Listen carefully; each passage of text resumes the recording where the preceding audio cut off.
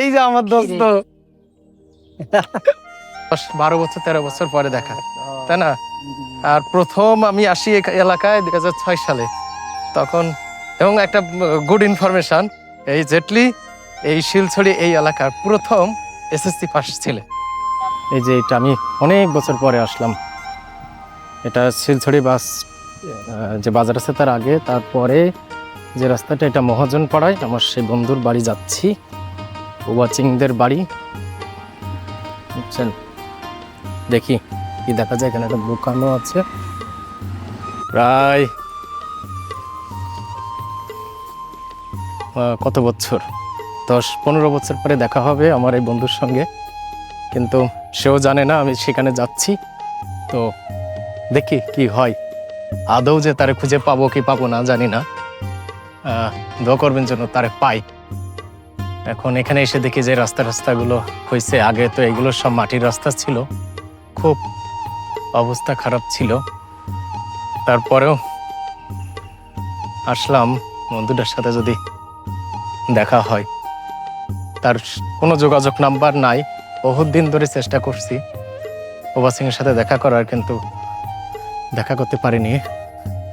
আশা করা যায় আজকে দেখা হবে এবং নিজেই চলে আসলাম তার বাড়িতে। এটা শালবাগান, এটা সেগুন বন।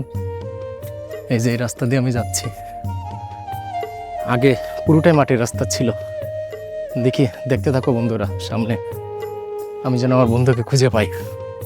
যে শুরু এই ধরনের এই রকমই রাস্তা ছিল আগে। ওই যে ঝিরির পানি।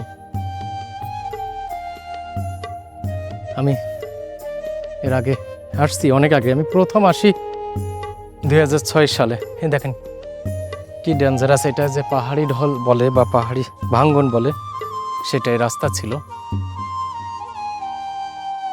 এই যে পানির শব্দ, ঝিঝি পোকার আওয়াজ, গন্তব্যহীনভাবেই যাওয়ার মতনই বন্ধুর খোঁজে। তো আশা করা যায় পাবো, কারণ তার বাবা ছিল কারবারি, ওকে সবাই চেনে এবং সব কিন্তু পাথর। খেয়াল করে দেখেন, এগুলো সব পাথর। একা একা পাহাড়ে যদিও নিরাপদ না, কিন্তু আমি এতবার পাহাড়ে এসেছি যে এটা নিজের এলাকা বলে মনে হয়। আশা করা যায় ভালো লাগবে। দাদা, ওবা সিংকে চিনেন? গেলে দেখবেন তো। দোকান কোথায়? দোকান আছে। কত দূর? তাই আমার বন্ধু হয়, আমি 15 বছর না 20 বছর পরে তার সঙ্গে দেখা হবে। এই জন্য আমি শুধু জানি যে এইখানে বাড়ি, কিন্তু ও জানে না যে আমি যাচ্ছি। কত দূর? হ্যাঁ, ওই পাশেই। 5 মিনিট মতো যাওয়া হবে। দেখেন এদিকের রাস্তাগুলো কিভাবে তৈরি করা। এই যে পুরো পাহাড়ি ঢল, আসলে বৃষ্টি হলে এগুলো সব ঝর্ণার মতন কাজ করে এবং নিরাপদহীনভাবেই চলাফেরা করতে হয় এইসব জায়গায়।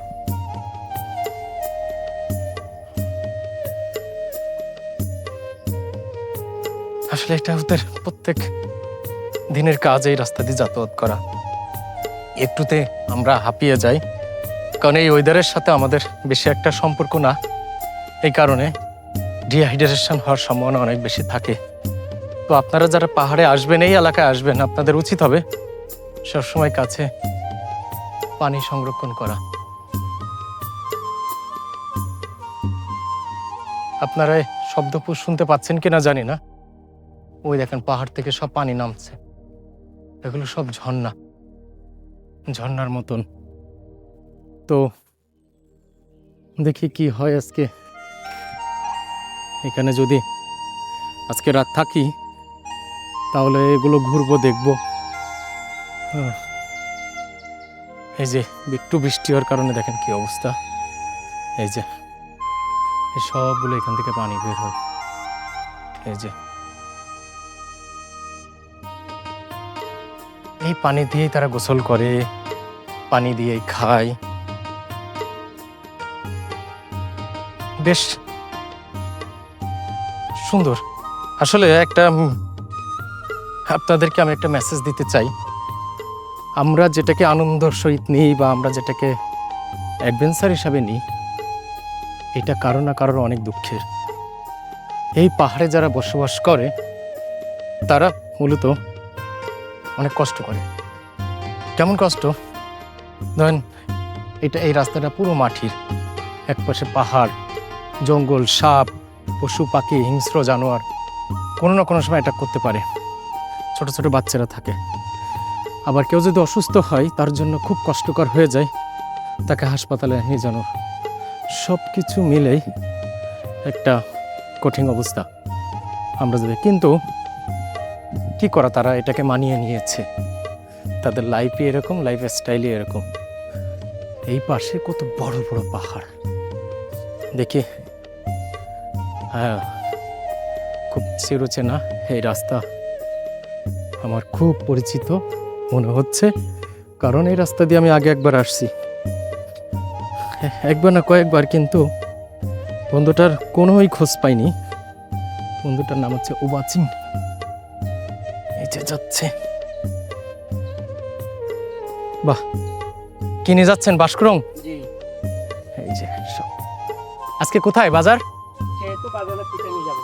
ও, আজকে চিটাং নিয়ে যাবেন? কাপ্তাই বাজার কবে? আগামীকালকে? তাহলে তো বেশ ভালোই হবে। আরেকজন যাচ্ছে, দিদি বাসকরং নিয়ে যাচ্ছে। এই বাসকরং পাহাড়ের খুব চিরপরিচিত একটি খাবার এবং পাহাড়িদের খুব প্রিয় একটি খাবার। এই যে সব ঝর্ণা, এই পানি এভাবে আসতেই থাকে।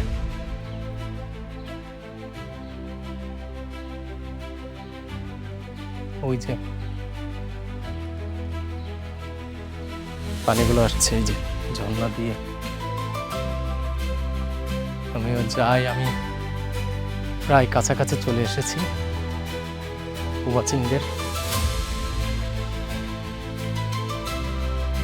সেই কাছে।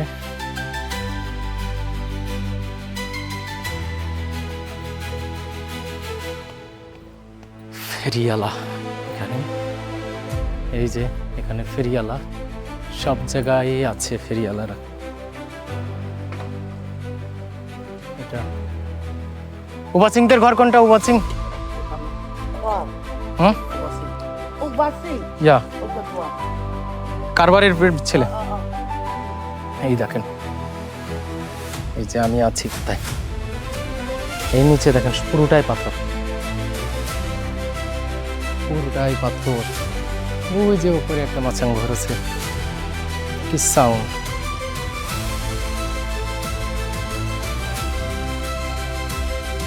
অলরেডি আমি ঘেমে গেছি খুব।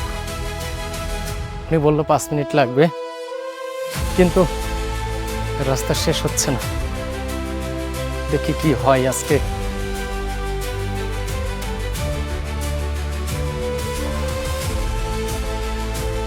যদি বন্ধুর সঙ্গে দেখা হয় তাহলে তো হলোই, কিন্তু একটা ক্লু পাওয়া গেছে, ওর দোকান আছে এখানে, এবং দোকানটা মেবি বাড়ির সাথেই। দেখা তো হবেই, আশা করা যায়। এইটা আছে ছাগল মুরগির কোঠা।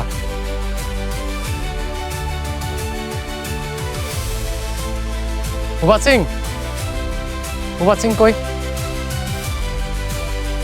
ওইটা, এটা একটা দোকান।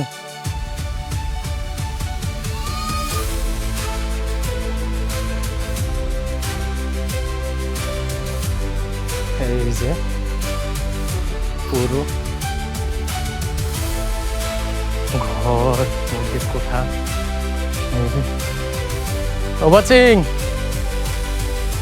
জেটলি, আরে দোস্ত এদিকে আয়।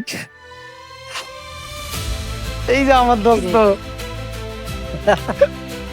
ভালো আছি বন্ধু, তুই বাঁচি আছিস? বাঁচে আছি হ্যাঁ? আমি। ধরো ধরো ধরো ধরো ধরো আগে। এখন যাচ্ছি একটা জায়গায়, এই যে এটাকে বলে কি বলে এটাকে থ্রুং। এতে এতে কত কেজি মাল নেওয়া যায়? 60-70 কেজি। এই যে আমার বন্ধু, আমরা দুইজন মিলে যাচ্ছি। ও আর দোকান আছে, দোকানের মাল আসবে তাই আনতে এই থ্রুঙে করে আমরা বয়ে নিয়ে আসবো। এই যে দেখেন কত সুন্দর এই জায়গা। এই যে কি খবর, ভালো আছো? এই যে পিচ্ছিটা যেটা পাহাড়েই খেলে, পাহাড়েই চলে।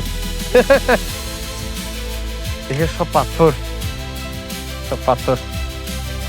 ও সিং, তাহলে আমাদের কত বছর পরে দেখা হলো? আনুমানিক 25 বছর কম হবে মনে হয় না? না না, মাঝখানে একবার আসছি, প্রায় 10-12 বছর 13 বছর পরে দেখা, তাই না? আর প্রথম আমি আসি এই এলাকায় 2006 সালে, তখন। এবং একটা গুড ইনফরমেশন, এই জেটলি এই শিলছড়ি এই এলাকার প্রথম এসএসসি পাস ছেলে। তখন সে আছে রাজশাহী থেকে, আমরা একই একাডেমিতে ছিলাম, একা একাডেমি থেকে আমরা পড়ালেখা করছি। করার পরে এখন এখন তার একটা দোকান আছে, সে খুব সুন্দরভাবে ব্যবসা বাণিজ্য করছে। এখন যাচ্ছি আমরা ওর দোকানের জন্য, কিছু মাল আসছে, মালগুলো আনতে। এই যে এলাকা, এই যে আমরা উঠছি এই সিঁড়ি দিয়ে। আমরা হ্যাঁ কোথায় গেছে? বাজারে? তাই এটাই ও বাস্করং রাখতে গেছিল বেশ, কিন্তু নিচে আজকের গুলো সব চিটাগাং শহরে যাবে। এই যে আমি একটু মাথায় করে নিতে হয় না? দে তো আমাকে কেমন করে নিতে হয়। 30-40 টাকা। এই যে চিটাগাং গেলে ওই 60-70 টাকা, 80 টাকা করে কেজি 100 টাকা, 100-150 টাকা করে কেজি। বাস্করং, এই যে রঙে আমরা যাচ্ছি। এই যে পাহাড়ি এলাকা, সুড়ঙ্গে আছে মূলত পাহাড়িদের। এখানে নেট আছে মনে হয়। আজকে শুক্রবার,